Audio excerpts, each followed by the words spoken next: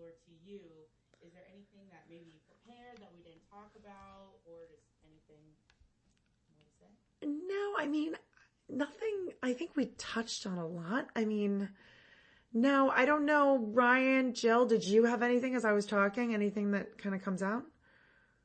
Yeah, I'm kind of curious if there's anything in your long career in financial services of like an inflection point or a point in time where you were like, things really changed here, or a challenge that you had, like some specific experience that you feel like was really impactful for you as you think about being a woman in finance and the things that you've been experiencing? I'm trying to think. That's a good question.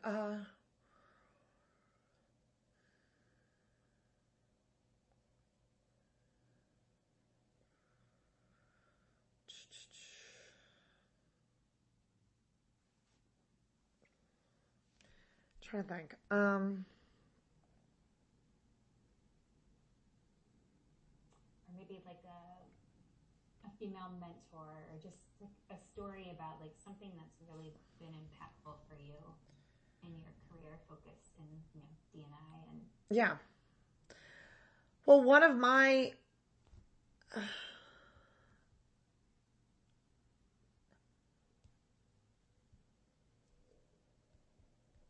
yeah, I mean, well, I could say, I mean, again, yeah, Deutsche went through a lot of changes within our equities business. And during the time we were, transitioning, we had gone through changes within our equities business. There was a lot of uncertainty, at the end of 2018 and into early 2019. Questions remain: who would have a job, who wouldn't, what was equities going to look like?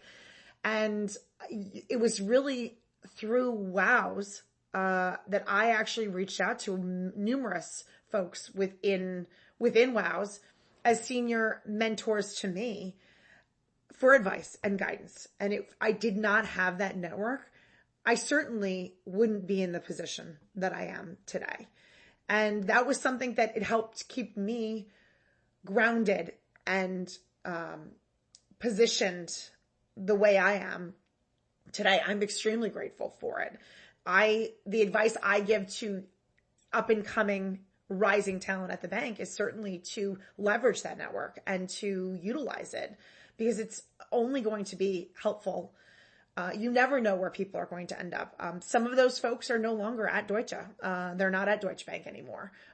Some are no longer here. Some are. And those are folks that I still lean on. Some are women, some are not, but they are members of WOWs. As I mentioned, not all members of WOWs are women, but I will say that I think those are, we went through some difficult, times at the end. It was the end of 18 and the beginning of 19. And those were struggles, for this. I also, frankly, going even further back, went through a personal time that was very difficult, in 2015. It was the end of 14, beginning of 2015. I actually was getting divorced. And that was something that I did not tell people at work. My boss did not know. That was something that, I certainly leaned on some senior mentors, female, that were extremely helpful for me. And that was something that, I kept it, a secret, from my boss, who was a male, at the time. And, it was something I didn't want folks at work, but I did need someone kind of as a mentor to help me and guide me through that. Thanks for sharing that. I guess the only other thing, and you may have said it, and maybe it's just repeating it, but like, why was it so important for you to become involved in WOWs? Like, why do you feel so passionate about it? So, when I first got involved in WOWs, I was obviously much younger, much earlier in my career. And I really, I guess when I first, was interested and I just, kind of joined, it was two reasons really. And I've kind of, I can tell you kind of my kind of continued journey, but it was really one, I believed in the cause, which I still obviously, am extremely passionate. I believe at my core that women and men should be treated equally. I think there should be gender parity and gender equality. So that's my number one belief. And two, and I always tell people this, it's an amazing way to network. And to, again, if folks come to me and they, want to mentor or want to sponsor or things like that, it's an amazing way to meet, and network with others. It's a great way to connect with people, and, you meet people who are not necessarily just in your business. They may be in other businesses or in, a different floor, different, business line, business, division. They might have a different title than you, things like that. So I guess when I first got involved, I was interested in kind of helping to plan some of the events and to, really kind of roll up my sleeves and plan some of these women's events and help for the betterment of the firm.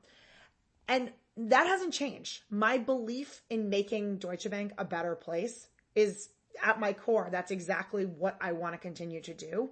Now, obviously more kind of on the leadership helm, it's shifted my responsibilities, but I still guide folks towards when they're new and they want to kind of meet folks. It's an amazing way to just, going to an event here or there, even if they go to 2 events a year, they're going to expand their network, exponentially. And it's at the drop of a hat. It's just showing up to an event. It could be a coffee. It can be a drink event. And it's just showing up.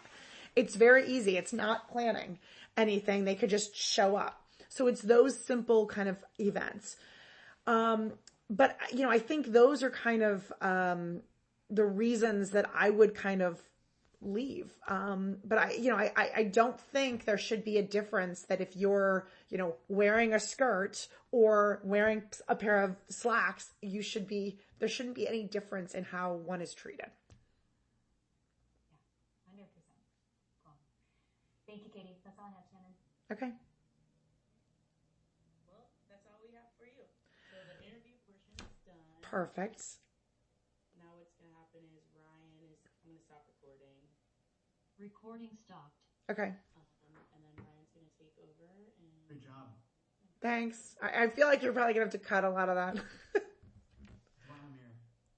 All right. Now, my only issue is I did throw out the